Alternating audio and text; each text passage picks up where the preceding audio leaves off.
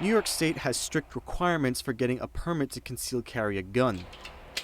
Applicants must complete a criminal background check, and the application is approved at the discretion of a judge or police official. While it's much easier to obtain this permit in other states, New York does not recognize them as valid. The Concealed Carry Reciprocity Act would change that, allowing anyone who has a permit in any state to conceal carry in any other state if it's signed into law.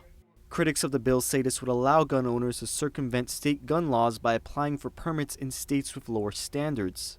There are actually 11 states that have no requirements whatsoever.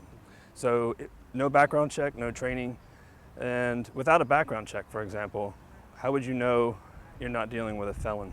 Jeff Keister is a volunteer from Moms Demand Action for Gun Sense in America, a gun safety advocacy group that opposes the bill and is petitioning Congressman Lee Zeldin to retract his sponsorship. What's the next question? Zeldin faced fiery crowds on a variety of issues during last week's town hall meeting in Riverhead, but the most hostile reactions came when the focus turned to Zeldin's sponsorship of the Concealed Carry Reciprocity Act. I was visibly frustrated at the moment, and I sort of shouted at the moderator to read the question. Everyone in this room knows that he co-sponsored this bill. What is he going to do about it? That's the question. Even before the town hall, Zeldin faced opposition from law enforcement officials in his home district. Suffolk County Police Commissioner Tim Sini and Suffolk County District Attorney Thomas Spoda opposed the legislation, though both declined an interview to explain why. Legislation regulating gun ownership has become more important than ever before. The number of concealed carry permit holders has almost doubled from 8 million to 15 million in the last 6 years, according to the National Rifle Association, and the gun industry as a whole has expanded at a similar rate. According to a report by the National Shooting Sports Foundation, the total economic impact of the gun industry rose from $19 billion in 2008 to $51 billion in 2016, an increase of 168%. Gun vendors say a lot of that growth is a result of politics and fear of increased gun restrictions. To be honest with you, Obama and Hillary were probably the best firearm salesmen of all time.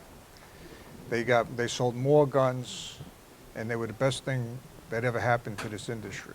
According to Newsweek, gun sales so far this year have dropped by 17%.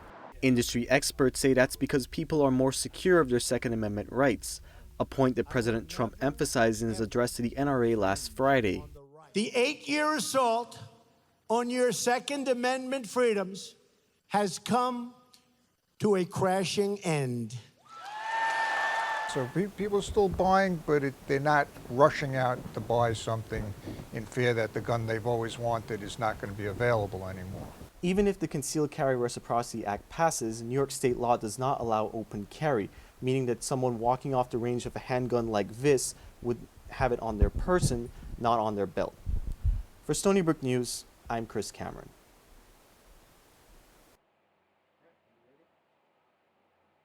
Okay, so you just want to shoot? Yeah,